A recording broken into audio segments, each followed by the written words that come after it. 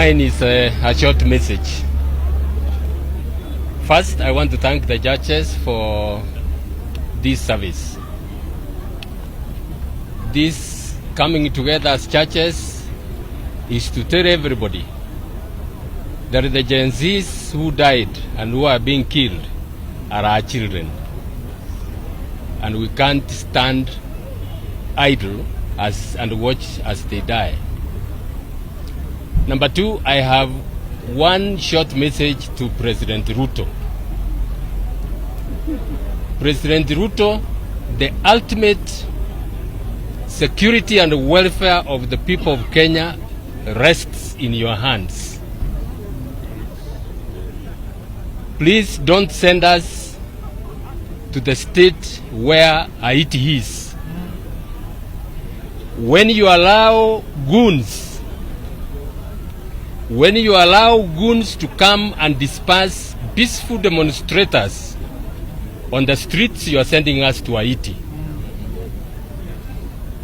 Please stop that. You have the ability to stop. If you wanted to stop it, you will stop it even today. That's all I want to say. Thank you.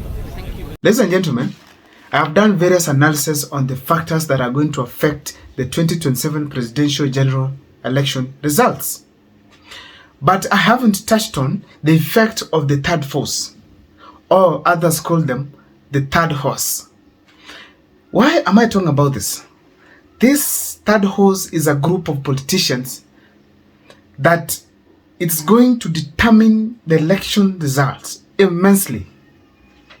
Who are these people forming this group?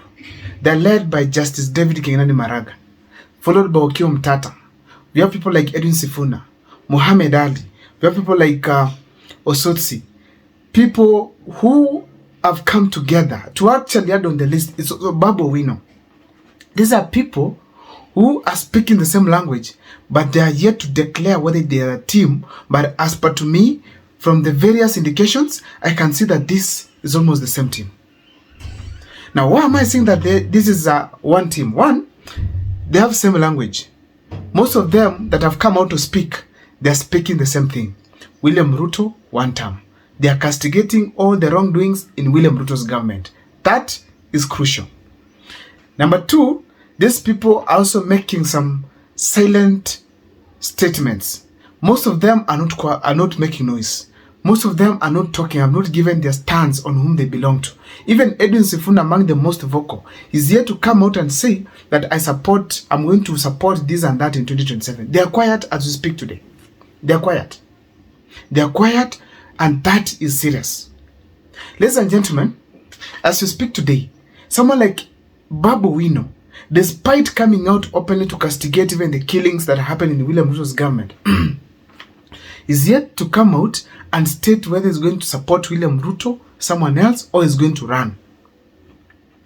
Therefore, this is a team because of the mixed reactions that are coming out. And indications are very clear that if these people, at least half of them, go to one side, that is a clear indication that they are going to immensely affect the result. They might not win the election, but at least they are going to determine who gets what in terms of votings. Now, ladies and gentlemen, why is this group lethal? That is going to form the basis of this analysis here. But before I take you through, kindly, if this is the first time you're watching my videos at Makwa Times, kindly take a second or two to subscribe, like, and comment, because that is the best support you can always give this channel. Why is this group lethal? First of all, it has a huge number of vocal leaders within it. Huge number of vocal leaders. Vocal leaders in the sense that people are able to get the mic, speak to the people, and the people to get their point clearly. Talk of Edwin Sifuna. Talk of Osotsi. Talk of Babu Wino.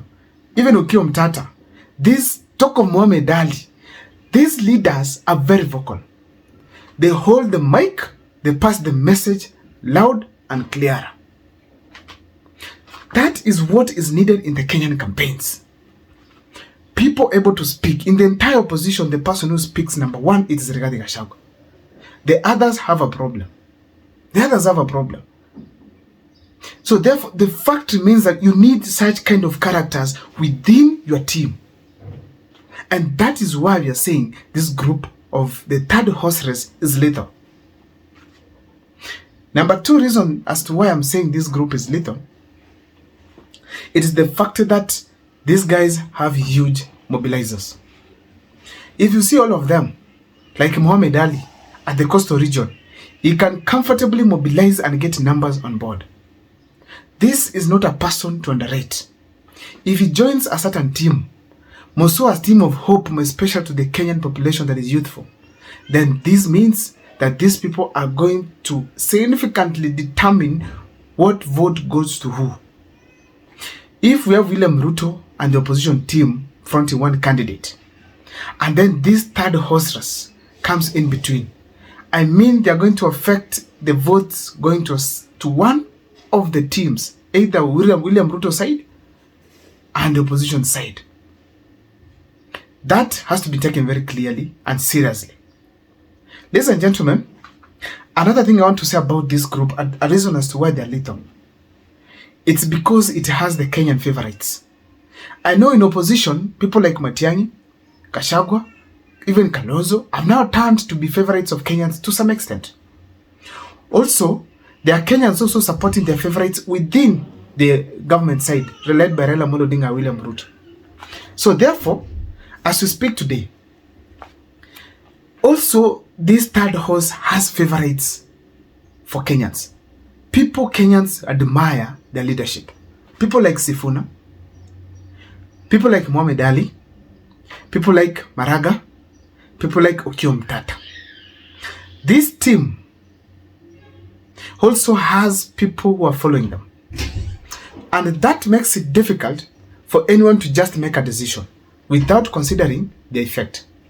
So in a nutshell, the fact that they have favorites, the fact that they have a following from Kenyans, they have to be taken very serious. Now, another thing I want to talk about here, it is the fact that there are people with numbers in that particular team.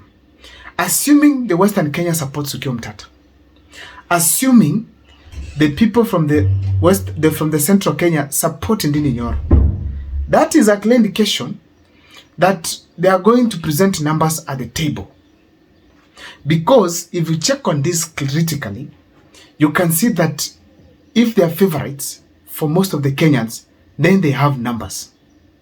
They have numbers. So that is also going to determine the voting patterns in 2027. Ladies and gentlemen, last but not least is the fact that they are youthful, most of them.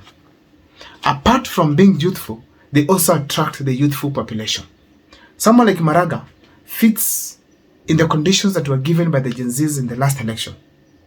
Someone like Okiya Mtata as well, who has been participating in various occasions organized by the young people. Edwin Sifuna is one of the youngest favorite politician senators who are supported by the young people of this country. Ndindi Nyoro, without any doubt, this is a person, if he's in the ballot, most Kenyans can prefer him because of his track record. Ladies and gentlemen, Babu Owino controls the young men and women of the Luo Nyanza. Without any doubt, Muhammad Ali has a huge effect within the Mombasa region. In a nutshell, I'm saying that the youthful population that this third horse race attract, it is so significant to an extent that it will affect the results in 2027. If these people are well funded, and then they maintain the course, then they realize that there's power in their togetherness. The fact remains that they are going to give a hell of a time to these other bigwigs, the two horse races that we have in 2027. And that is what I'm saying. If the intention is to get President William Ruto out of power, this group of the third horse race should join the opposition. And join in a very systematic and structured way. In that, at least they consolidate the opposition votes so that William Ruto can go home. But people might concentrate on Mount Kenya. People concentrate on the opposition. People concentrate on other parts of the country and forget this group that cuts across the entire country. Without considering the tribe, these people cut across the entire country. They are favorites of most of the Kenyans. And they have solutions that some of the things, solution to some of the things that William Ruto has done that are not good in the eyes of Kenyans. I don't know what's your take, but that is my take as far as this group is concerned. My name is Abel Mukwa. Please feel free to comment in the comment section and let me know what you think.